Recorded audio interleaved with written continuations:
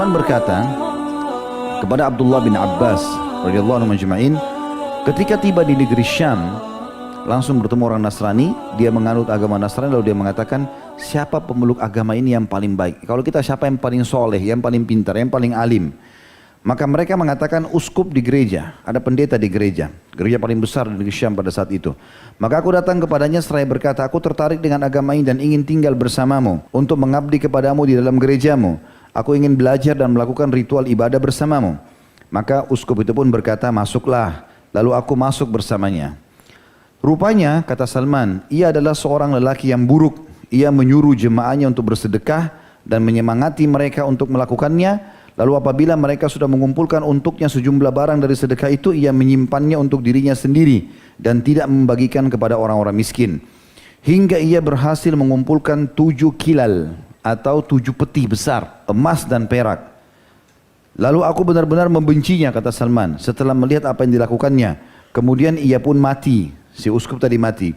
Ketika orang-orang Nasrani berkumpul untuk menguburkannya, aku berkata kepada mereka, sesungguhnya orang ini adalah orang yang buruk. Ia menyuruh kalian bersedekah dan menyemangati kalian. Lalu pada saat kalian telah mengumpulkan harta kalian, ia menyimpannya untuk dirinya sendiri dan tidak memberikan sedikit pun kepada orang-orang miskin. Maka para jemaahnya di situ mengatakan, dari mana kamu tahu tentang itu? Kata Salman, aku akan menunjukkan kepada kalian di mana harta itu disimpan. Lalu mereka berkata, tolong tunjukkan kepada kami. Lalu aku menunjukkan kepada mereka lokasinya. Kemudian mereka mengeluarkan dari tempat sembunyian tersebut sebanyak 7 kilal atau 7 peti emas dan perak. Tak kala melihat hal tersebut, mereka mengenal uang-uang mereka dan harta mereka. Mereka berkata, demi Allah sekali-kali kami tidak akan menguburkannya. Lalu mereka menyalipnya dan melemparinya dengan batu. Di sini juga sebuah pelajaran penting ya. Bagaimana memang Salman radhiyallahu anhu fitrahnya sebelum masuk Islam sudah bersih. Dia bisa membawa lari dan seterusnya. Orang tidak ada yang tahu. Tapi kejujuran membawanya pada hal tersebut. Dia pun mengatakan ada di sini, ambillah ini punya kalian. Dia tidak minta sedikit pun. Setelah itu, orang-orang mendatangkan pendeta lain dan mengangkatnya untuk menggantikan uskup tersebut. Aku belum pernah melihat seorang lelaki yang melakukan ritual sepanjang hari, yang menurutku lebih baik darinya, dari orang yang pertama yang jahat tadi, atau lebih zuhud darinya terhadap kehidupan dunia, atau lebih mencintai dan lebih mementingkan kehidupan akhirat darinya, dari uskup yang pertama, baik di siang maupun di malam hari. Karena itu aku amat mencintainya dengan kecintaan yang belum pernah aku berikan kepada orang lain sebelumnya. Lalu aku tinggal bersamanya untuk waktu yang cukup lama. Kemudian tibalah saat kematian menjemputnya. Jadi pendeta yang kedua sekarang juga mati. Lalu aku berkata kepadanya sebelum ia meninggal, wahai fulan, sesungguhnya aku telah bersamamu dan aku mencintaimu dengan kecintaan yang belum pernah aku curahkan kepada orang lain sebelummu. Seperti yang kau lihat telah datang kepadamu ketentuan Allah, kau sudah sakit keras dan akan mati. Maka kepada siapa engkau wasiatkan agar aku mengikutinya? Lalu apa yang engkau perintahkan kepadaku? Maka pendeta itu mengatakan, wahai anakku, demi Allah aku sekarang tidak tahu siapa yang masih menjalankan agama sepertiku. Orang-orang telah mati lalu merubah dan meninggalkan kebanyakan ajaran yang dulu mereka amalkan. Kecuali seorang laki-laki di Mosul. Dan Mosul nama sebuah kota di Irak. Perjalanan jauh ini. Perjalanan bisa 1 bulan pakai kuda pada zaman itu. Jauh sekali. Apalagi Mosul ini salah satu kota terpencil di Irak. Dari daerah timur. Dia dari utara ke daerah timur. Maka temuilah dia. Ia masih mengamalkan apa yang aku amalkan. Tak kala orang itu mati dan selesai dikuburkan, kata Salman, aku menemui orang yang tinggal di Mosul itu. Berarti ini sekarang pendeta yang ketiga. Ketika bertemu aku berkata kepadanya, wahai fulan, sesungguhnya si fulan yang ada di negeri Syam telah berpesan kepadaku saat menjelang ajalnya agar aku menemuimu. Lalu memberitahukan kepadaku bahwa engkau masih menjalankan ajaran agama seperti dirinya. Orang itu berkata kepadaku, tinggallah bersamaku. Maka aku pun tinggal bersamanya. Aku mendapatinya sebagai sebaik-baik orang yang masih menjalankan ajaran agama sebagaimana temannya. Berarti pendeta ketiga sama dengan pendeta kedua. Yang satu tadi kan memang jahat, mengambil orang-orang gitu ya. Selang beberapa lama ia pun mati. Pendeta yang ketiga sekarang mati. Tak kala maut akan menjemputnya, aku berkata kepadanya, wahai fulan, sesungguhnya si fulan telah berpesan kepadaku agar mengambil agama darimu. Kemudian ia memerintahkanku untuk menemuimu. Sekarang telah tiba sebagian dari ketentuan Allah sebagaimana yang engkau lihat. Karena itu kepada siapa engkau berpesan agar aku menemuinya? Dan apa perintahmu kepadaku? Ia menjawab, wahai anakku, demi Allah aku tidak mengetahui ada orang yang masih menjalankan ajaran agama sepertiku, kecuali seorang laki-laki yang berada di Nasibain, yaitu si fulan, maka temuilah dia. Nasibain juga di negeri masih Persia. Tak kala ia mati dan selesai dikuburkan, dari pendeta yang ketiga ya. Aku pun pergi menemui pendeta yang keempat yang di Nasibain itu. Lalu aku datang kepadanya dan mengabarkan kepadanya berita tentangku dan apa yang telah diperintahkan temanku. Ia berkata, baiklah, tinggallah bersamaku. Aku pun tinggal bersamanya dan mendapatinya sebagai orang baik dan taat beragama. Sungguh aku tinggal bersama sebaik-baik orang.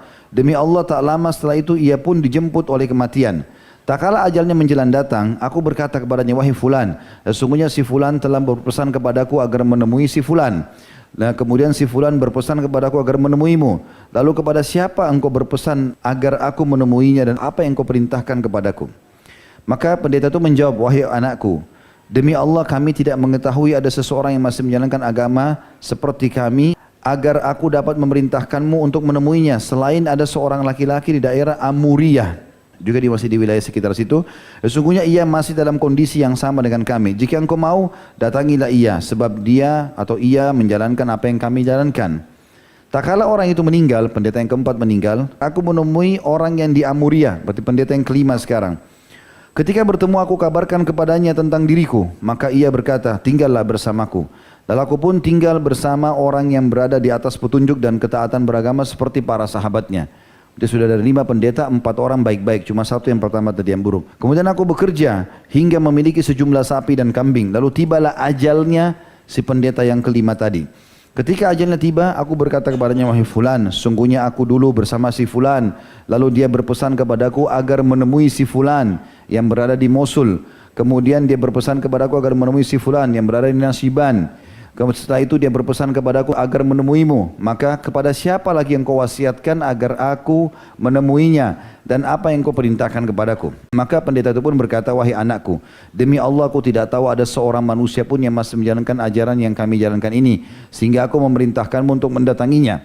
Akan tetapi telah tiba padamu sebuah zaman.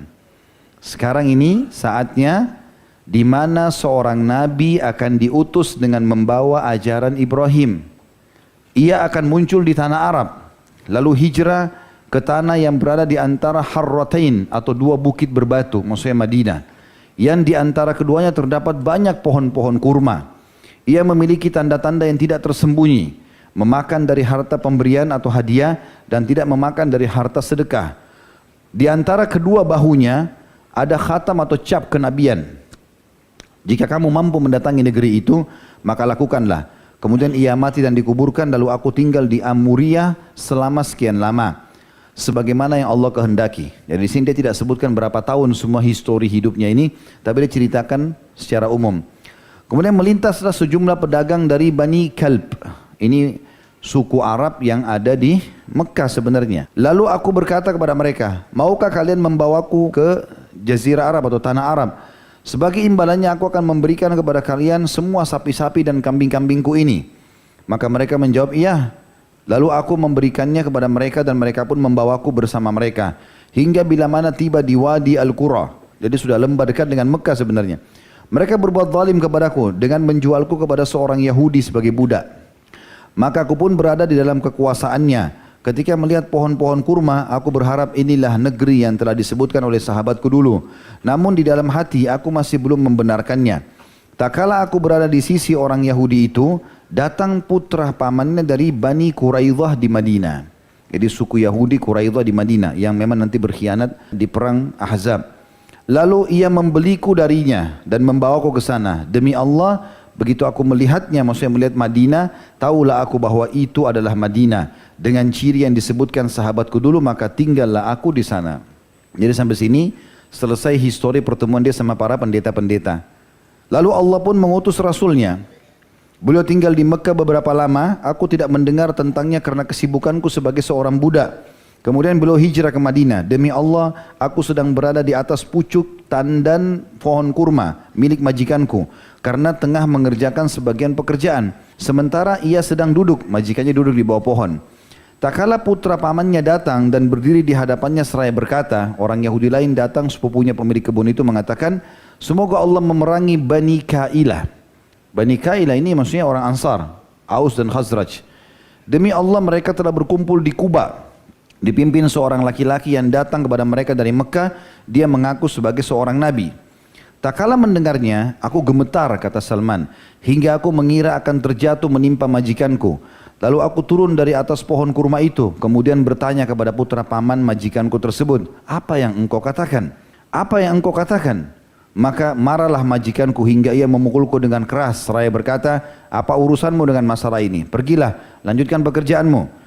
Aku berkata, tidak ada apa-apa, aku hanya sekedar nanya dan ingin memastikan apa yang dikatakannya tadi, maksudnya sepupumu ini. Aku memiliki sesuatu yang telah aku kumpulkan, maksudnya dari makanan-makanan. Di sore hari aku mengambil lalu membawanya kepada Rasulullah SAW yang sedang berada di Kuba. Nabi sempat tinggal 2 hari di wilayah Kuba. Lalu aku menemui dan berkata kepada beliau, aku mendengar bahwa engkau adalah seorang yang saleh. Dan ada bersamamu sahabat-sahabatmu yang jauh dari kampung halamannya, lagi membutuhkan bantuan. Ini ada sesuatu dariku sebagai sedekah. Di sini ada maksudnya Salman. Kenapa dia katakan sedekah? Karena dia mengingat pendeta terakhir yang mewasiatkan dia ketemu dengan Nabi SAW. Dia bilang, Nabi itu tidak makan sedekah, tapi dia mengambil hadiah. Kapan orang bilang sedekah, Nabi nggak akan makan. Tapi kalau dia bilang hadiah, maka Nabi makan. Sengaja dia mengatakan ini sebagai sedekah. Aku melihatmu lebih pantas mendapatkan daripada orang lain. Lalu aku mendekatkannya kepada beliau. Kemudian beliau berkata kepada para sahabatnya, makanlah. Tetapi beliau sendiri menahan tangannya dan tidak makan. Aku lalu berkata dalam hatiku, ini adalah tanda pertama. Kemudian aku meninggalkannya. Lalu aku kembali mengumpulkan makanan lagi, sesuatu dari makanan. Setelah itu Rasulullah SAW 2 hari kemudian pindah ke kota Madinah, karena Kuba waktu itu masih dianggap di luar Madinah, masuk ke Madinah untuk membangun Masjid Nabawi. Kemudian aku membawa sesuatu untuknya seraya berkata, sungguhnya aku melihatmu tidak memakan dari harta sedekah, dan ini hadiah sebagai penghormatanku kepadamu. Ternyata Rasulullah SAW berkenan memakan atau makan darinya dan menyuruh para sahabatnya ikut makan bersamanya. Aku berkata dalam hati, ini adalah tanda yang kedua. Kemudian aku datang kepada Rasulullah SAW saat beliau berada di Baqi Al-Gharqad. Beliau mengantarkan jenazah salah satu sahabatnya. Beliau memakai 2 buah mantel miliknya dan duduk di tengah para sahabatnya.